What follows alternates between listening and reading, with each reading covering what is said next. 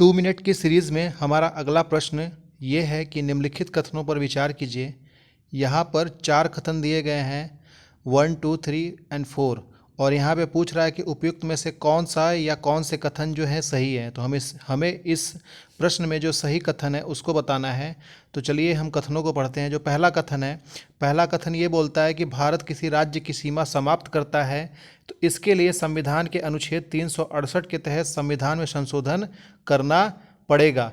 ये बात बिल्कुल सही है। अगर आप किसी राज्य की सीमा को समाप्त कर देते हैं, संसद किसी राज्य की सीमा को समाप्त कर देता है तो उसके लिए आपको संवैधानिक संशोधन करना पड़ेगा, क्योंकि आर्टिकल 3 में ये दिया गया है, अगर आर्टिकल 3 को आप इसको आधार मानते हैं तो आर्टिकल 3 में ये दिया गया है कि आप किसी राज्य की सीमा में परिवर्तन कर सकते हैं। ठीक है, आप उसको पूरी तरीके से समाप्त नहीं कर सकते। अगर आपको समाप्त करना है तो फिर इसके लिए आपको क्या करना पड़ेगा, संवैधानिक संशोधन करना पड़ेगा। लेकिन अगर आप परिवर्तन करना चाहते हैं तो उसके लिए संवैधानिक संशोधन करने की आवश्यकता नहीं है।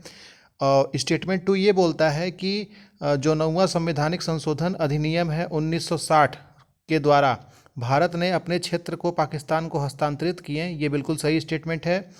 स्टेटमेंट 3, भारत एवं अन्य देशों के बीच सीमा निर्धारण संबंधी विवाद को हल करने के लिए संवैधानिक संशोधन की आवश्यकता नहीं होती है। ये मैंने पहले ही बता दिया है कि भारत और किसी देश के बीच अगर कोई ज़मीनी विवाद है तो उसे कार्यपालिका से निपटाया जा सकता है। तो यहाँ पे वही बात दी गई है कि ये कार्यपालिका के द्वारा किया जा सकता है।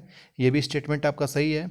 राज्य पुनर्गठन अधिनियम यह बगल में होगा 1956। ठीक है, तो राज्य पुनर्गठन अधिनियम 1956 एवं 7वें संवैधानिक संशोधन अधिनियम 1956 के द्वारा 1 नवंबर 1956 को 14 राज्य एवं 6 केंद्र शासित प्रदेशों का गठन किया गया। ये भी स्टेटमेंट सही है। तो जो इसमें आपका राइट आंसर होगा, राइट आंसर इज आपका डी। Okay, thank